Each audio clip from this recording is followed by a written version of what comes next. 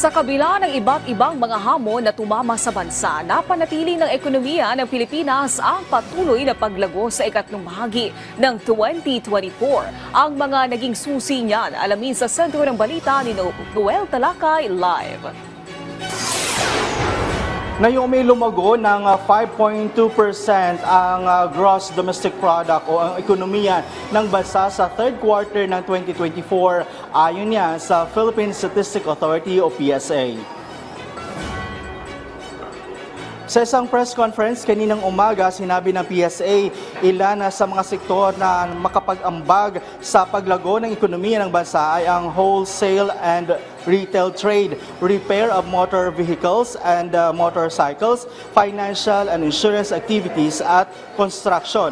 Pero kung ikukumpara ito noong nakaraang taon sa kaparehong quarter, bumagal ito ng 0.8% dahil nasa 6% ang GDP ng 2023. Ayon sa National Economic and Development Authority o NEDA, ito ay dahil bumaba ang produksyon ng agrikultura sa bansa, bunsod ng kalamidad, habagat at El Nino. Gayon din ang produksyon ng pangingisda dahil naman sa fishing ban sa Cavite at Bataan na umabot ng 29 days matapos mangyari ang oil spill at sama ng panahon. Bumaba din ang livestock production sa bansa, bunsod naman ng outbreak ng African swine fever. Meanwhile, we strongly support the passage of the Konektadong Pinoy Bill to address the digital divide and support growth in the IT, BPM, and digital technology sector. Likewise, we will continue pushing for the passage of structural reforms included in the government's common legislative agenda. These reforms aim to improve the economic efficiency, governance, and regulation of critical sectors. And the third, the Marcos administration remains steadfast in its goal of genuine social and economic transformation, leading our nation closer to realizing a matatag, maginhawa at panatag na buhay for all Filipinos.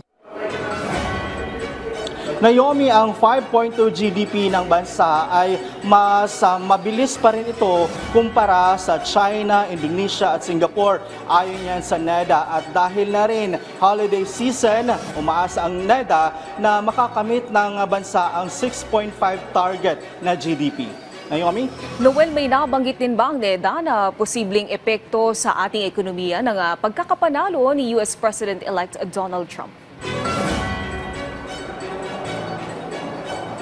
Naomi, pagdating naman sa usapin sa pagkapanalo ni Donald Trump bilang bagong Pangulo ng Amerika, ayon sa NEDA, masyadong maaga pa na magbigay sila ng komento kung ito ba ay mayroong malaking epekto sa ekonomiya ng bansa. Pero giit ng NEDA na umaasa sila na makakatulong ito para mapalago pa ang ekonomiya ng bansa dahil nga ito si Trump ay isang negosyante. Naomi? Maraming salamat, Noel Talakay.